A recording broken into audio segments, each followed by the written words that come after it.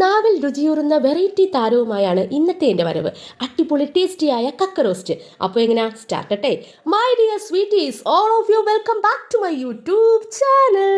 ഇതിനായി വാങ്ങിയ വലുതും ചെറുതുമായ തോടോട് കൂടിയ കക്കളെ കുളിപ്പിച്ച് വെള്ളമൊടിച്ച് ആവശ്യത്തിന് ഉപ്പും ചേർത്ത് വേവിച്ചെടുക്കാം. പൊളന്നു വന്ന കക്കത്തോടിൽ നിന്ന് വേർപെട്ട കക്കകളിലെ ചെറു വേസ്റ്റ് മാറ്റിയെടുക്കാം. ഇതാണ് എനിക്ക് ഇഷ്ടമല്ലാത്തത്. ഒരു മെനക്കെട്ട പണിയാണെന്നേ.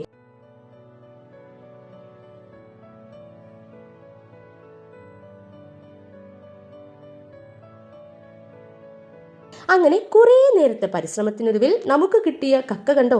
എന്തായാലും കിട്ടിയ കക്കച്ചിയെ തേങ്ങയിട്ട് തന്നെ റോസ്റ്റാക്കാം. എന്തേനു? ആദ്യം പാനിൽ എണ്ണയൊഴിച്ച് ചൂടാക്കുമ്പോൾ കടുകിടാം. ഈ കടുക് പൊട്ടുമ്പോൾ മുളകും കറിവേപ്പിലയും സവാള ചെറിയ ഉള്ളിയും അരിഞ്ഞത് ചേർത്ത് കുറച്ച് ഉപ്പിട്ട് വഴറ്റിയെടുക്കാം.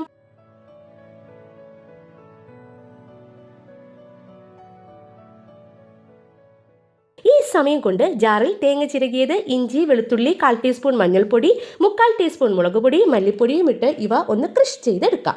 ഇനി വഴന്നു വന്ന സവാളയിലേക്ക് തേങ്ങ ക്രഷ് ചെയ്തത് ആഡ് ചെയ്ത് നന്നായി ഇളക്കി യോജിപ്പിക്കാം. ഇതിലേക്ക് കഴുകി വൃത്തിയാക്കി വെച്ച കക്ക ആഡ് ചെയ്ത് നന്നായി മിക്സ് ചെയ്യാം.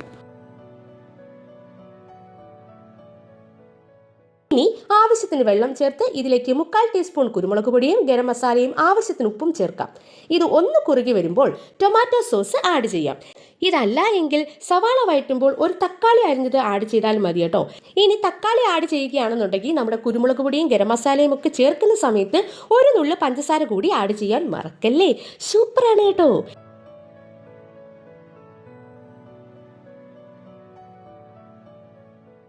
ഇത്രയേ ഉള്ളൂ. ഇതൊന്ന് റോസ്റ്റായി വരുമ്പോൾ വാങ്ങി വെച്ച് സെർവ് ചെയ്തോളൂ. വീഡിയോ ഇഷ്ടമായാൽ ഒരു ലൈക്ക്, ഒരു സബ് മറക്കല്ലേ.